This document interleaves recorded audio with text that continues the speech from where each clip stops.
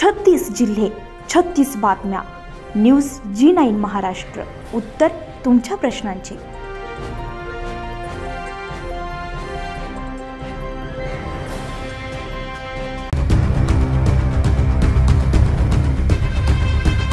अंजनगाव सुरजी तालुक्यातील खिराळा येथे 4 दिवसांपासून नळ बंद असल्यामुळे लोक विहीर, बोर आणि दूषित पाणी पित असल्यामुळे मोठी भयानक रोगाची बिमारी होऊ शकते. गावकरी पाण्यासाठी वणवण फिरत आहेत. त्यामुळे गावकऱ्यांनी प्राधिकरण योजनेच्या ऑफिसवर निवेदन देऊन आता नळ चालू करा असं मान्यवरांनी मत व्यक्त केलं. नळ चालू न केल्यास आंदोलन करण्यात येईल असं गावकऱ्यांनी मत व्यक्त केलं. यावेळी उपस्थित उपसरपंच नावकर जयकिशन आठवले, रमेश भाऊ सावळे, सामाजिक कार्यकर्ते सिद्धार्थ सावळे, अमोल आठवले, अमोल आढाव, विकास आठवले, धम्मपाल सपकाळ, सागर इंगळे, मनोज आठवले, मनोज आढाव, केवधन आठवले, निदेश आठवले, गणेश गायगोली, नाजिक भूतेकर यांनी आदी नागरिक उपस्थित होते. म्हणजे खिराळा नगरीमध्ये पाण्याचा जो कलह निर्माण झाला, 4 दिवसापासून पाणी मिळत नव्हतं, त्यामुळे विहिरीचे दूषित पाणी पिण्यामुळे बिमाराचं धन वाढलं.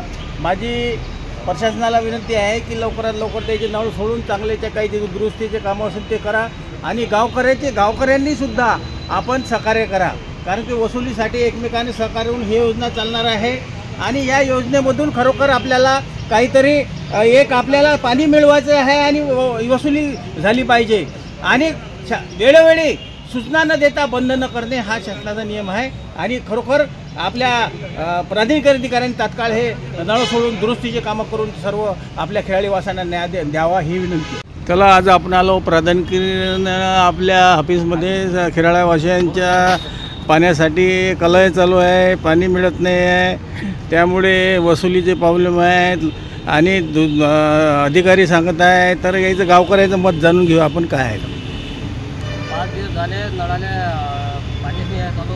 आपण गावातले महिला आहे आणि विचारला तर नळाटाळ उत्तर मिळून देतात कर्मचारी. प्रत्येक गोष्ट पाणी न पडता ते न पडवता बंद केल्या जाते. 5-6 दिवस झाले नळ बंद आहेत, त्यामुळे लोकांचा मानसिक त्रास वाढलेला आहे. आता पाणी चालू आहे काय? खिराळा गावामध्ये त्यांना काय केलेलं आहे, आज या खिराळा नगरीतील सर्व हे गावकरी मंडळी जवळपास गेल्या 8 दिवसापासून पाण्यापासून तळफळत होती. त्यांच्या गावामध्ये मोठ्या प्रमाणात पाण्याच्या अभावामुळे अनेक आजार उत्पन्न होत होते. म्हणून संपूर्ण या खिराळा नगरीतील सरपंच न्यूज G9 महाराष्ट्रासाठी रमेश सावळे, अंजनगाव सुरजी.